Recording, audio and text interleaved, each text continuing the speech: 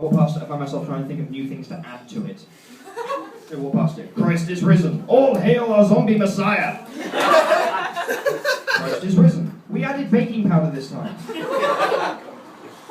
Christ is risen, and this time it's person. Okay, so without any more further ado, let's welcome onto the stage our next act, who needs to start getting up now, Mr. Adam Ravenhill. He's come for a person! Fill the time! Adam! Fill the time! Fill the time! Stop playing with your penis and get on the stage. Sorry. Can I get another drink while I'm on stage as well, please? Mr. Adam Ravenhill, ladies and gentlemen. When I'm sitting alone in my room, I think it stemmed from having watched The Truman Show at an early age. I sometimes worry that people are watching me. So when I'm on my own, I just look up and I whisper, I know you're there. Just, you know, I'm on my own, so I'm not embarrassing myself. And if anyone is watching me, they are creeps out. Some of you are aware that I had what can only be described as an encounter of horror last night. I suffer from something called mottophobia, which is the fear of moths. Now, I will run screaming like a little girl from one of those tiny little moths. It's summer, my windows are open. I stay up late so that I don't have to sleep in a hot room. You do the math. Picture the scene. I'm sitting there on my bed, I'm playing Red Dead Redemption, it's about 3, 4 a.m. I'm eating Pringles, I'm drinking some soda. I hear something on the window just going.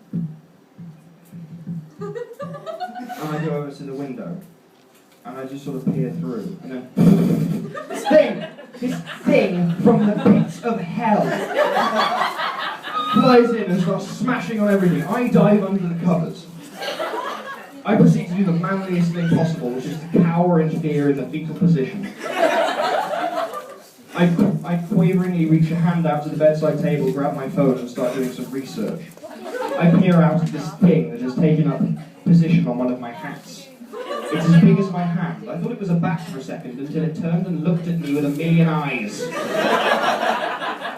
And I discovered, much to my horror, I'd been living in blissful ignorance that moths were only this big. There are such things as hawk moths.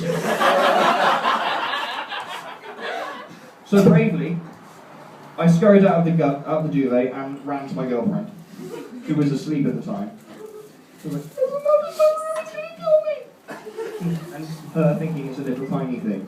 She's like, just open the window is open. Kill it. I'm not going near that thing. It could have a mother. Eventually I man up. And I put on some body armour and I get a saucepan and I go back into the room ready to get it. And I go back in and there's nothing there. So I assume it's left out the window. And I think, okay. Job done.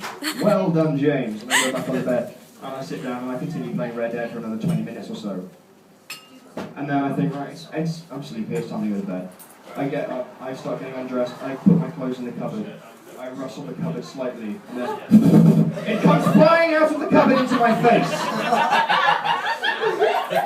screeching with its mandible. I scream like a girl. It does the same. I reach for the door and I open the door and somehow, by some luck, it flitters out of the door. Even now, it's living somewhere in the top of the corridor outside my room. Waiting. Which is why I'm sleeping here tonight. Okay, I'd like to welcome on our next act of the evening. He's a lovely man. I'm not sure his hair really is naturally that curly. I think there's something suspicious there. Mr. Craig Morgan! Who needs to be back on time? Except for you. Your fondue party run over. So we've got 3 more acts coming up for you shortly. One of them is The Promised Girl. It's Jaffa. There he is! So Craig was talking about going out on days out. And I go out on days out with my girlfriend. We go out and take pictures because we're both photographers. And we have to stick to taking pictures of nature and sometimes my toy collection because it's very hard for us to get hold of models who are human. when we do, they tend to be friends who don't quite understand the ideas of modelling. And they're like, take a picture of me looking to the side. And we're like, okay, look to the side, but look natural. And they go, oh! Am I gorgeous? Yeah, you look like someone's broken your neck. I'm going to have to Photoshop Jason Bourne into this. But obviously, because it's very hot, sometimes we do just stay in and we play video games. And as I was saying earlier, I got Marvel vs. Capcom 3, and the other day, we were sitting there, it's about 3 AM. We're sitting on the bed playing MVC3. Her stunning beauty is illuminated only by the dazzling lights of Iron Man's plasma cannon.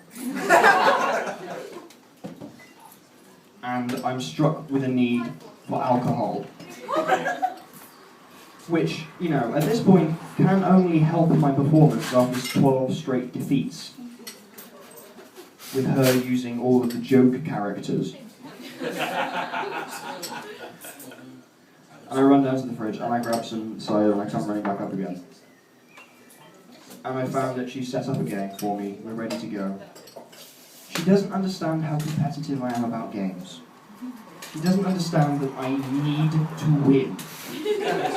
That I consider it a moral victory if at least one of my characters is still standing at the end of the round. And she's sitting there and she's just, I'm so happy we're spending time together. And I'm sitting there thinking, I don't want this game anymore. It's going back to sex in the morning. Does anyone else call it that, or is it just me? Computer exchange. Is it just me who calls it sex? Good. I love it when it comes up in conversations because it sounds very awkward. Where are you going in the morning? Oh, I was thinking about some sex. Just going to town, sex. Maybe get a DVD. I've got some stuff I'm going to trade in at sex. Sometimes I slip up and I say for sex. Yeah, I've got this box set of Game of Thrones for sex. Turns out, didn't get very much. Okay, so I would like to welcome back.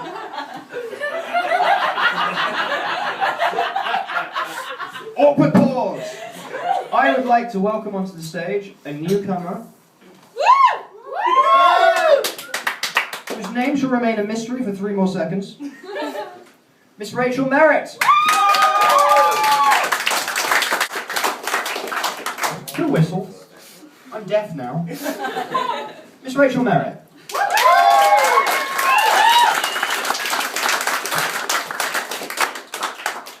Apropos of nothing, I went to see a film recently. Some of you may have heard of it. It's called The Avengers. What's that? I love the Avengers gets a big deal with any of the actors. I wouldn't expect you to know, Lou. Oh! You want to try me? Everybody else has. So I was there and I was enjoying the film, and because someone, I'm not naming names, wanted a Hulk keyring, they have had to buy an enormous tub of Coke and popcorn. So we're drinking through this Coke, and I'm starting to think, I'm going to need to get up soon. I don't want to do that. I haven't gotten up from a movie for 5 years. And that was because I had to throw up in the middle of Harry Potter. Not because of Harry Potter. I had swine flu. But there's this app now on the iPhone, and possibly on the Android, although it might have taken longer, that tells you when in a movie it's safe to go for a piss. And I think this is a brilliant idea. It tells you sort of the best times in the movie where you can go for a piss and what you might have missed during this period. And I just think, why couldn't I have had that 10, 15 years ago? Because I went out of Titanic at the wrong moment. I came back, I was like, happened to the boat? Why is his hair wet? Things like that. And just before I was about to announce him, Michael has walked off.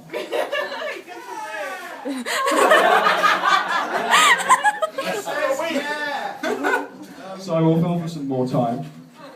I quite like bad jokes. Does anyone else actually still sort of laugh at bad jokes when they hear them? Yeah. Things like, what did one ocean say to the other? Nothing, they just waved. See, that got a laugh. That's bad! That's very bad. Oh. And Rachel was reading from a script, bless her.